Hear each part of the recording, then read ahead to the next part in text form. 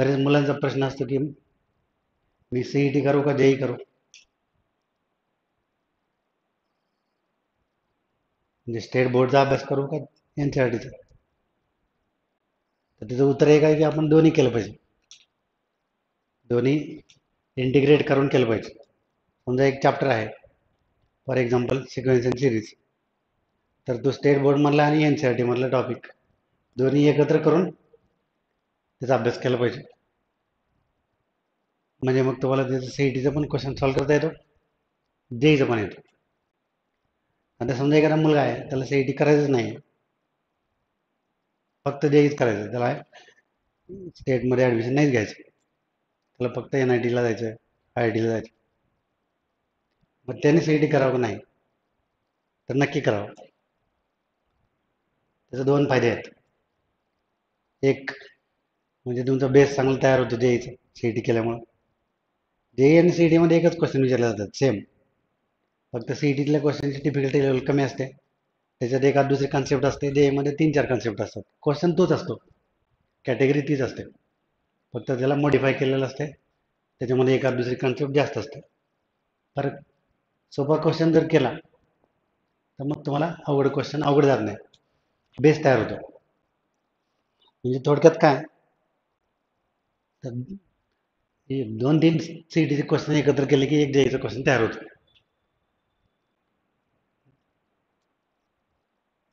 मी काय म्हणतो नीट बघा, एक पहिला क्वेश्चन, दुसरा क्वेश्चन, तिसरा, ह्या तिघाला पण कंबाईन केलं की 14 क्वेश्चन जेईचा तयार होतो. मग पहिल्या क्वेश्चन मध्ये एक कन्सेप्ट असते, दुसऱ्यात एक असते, तिसऱ्यात एक असते, ते तिन्ही कन्सेप्ट त्या जेईच्या क्वेश्चन मध्ये असतात. हाच फरक आहे, दुसरं काहीच नाही. मग छोट्या छोट्या कन्सेप्ट आपण जर तयार केला, पहिल्या क्वेश्चन मधून एक, दुसऱ्यातून एक, तिसऱ्यातून एक, आणि मग त्या तिन्हीला कंबाईन केलं तर 14 क्वेश्चन आपोआप सुटतो. त्याला फार एफर्ट्स घ्यायची गरज नाही, आणि डायरेक्ट तुम्ही तो 14 क्वेश्चन सॉल्व्ह करायला घेतला तर मग तुम्हाला ते तिन्ही कन्सेप्ट अगोदर माहीत पाहिजेत. नसतील माहीत तर मग अवघड जातं.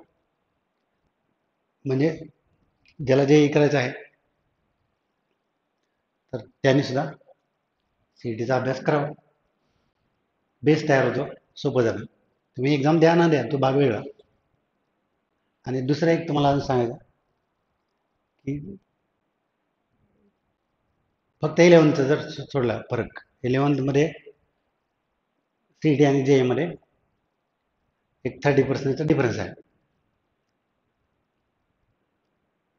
म्हणजे काय, तर जेईला 100% सिलेबस आहे 11th, सीईटीला 70% आहे, एवढंच फरक आहे. 30% सिलेबस सीईटीला नाही आहे, पण ते जे 30% आहे जे नाही आहे सीईटीला, तर त्याचा पण सीईटी मध्ये कुठे ना कुठे वापर आहे, फक्त डायरेक्टली नाही, इनडायरेक्टली यूज आहे. त्यातले 20% तर आहेच.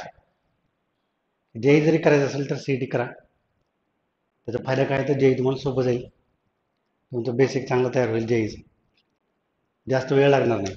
डायरेक्ट जेई केला तर वेळ जाईल, भले तुम्हाला एक्झाम द्यायची असेल नाही. आणि दुसरा एक ॲडव्हान्टेज काय जेईचा सीईटीचा, समजा एकदा कदाचित जेईमध्ये तुम्हाला चांगले मार्क नाही पडले, एक 1% ती शक्यता आपण गृहीत धरू, 99% असं गृहीत धरू की आपल्याला मिळणारच आहेत मार्क, पण 1% समजा नाही झालं तर दुसरं अल्टरनेटिव्ह आहे सीईटीचं.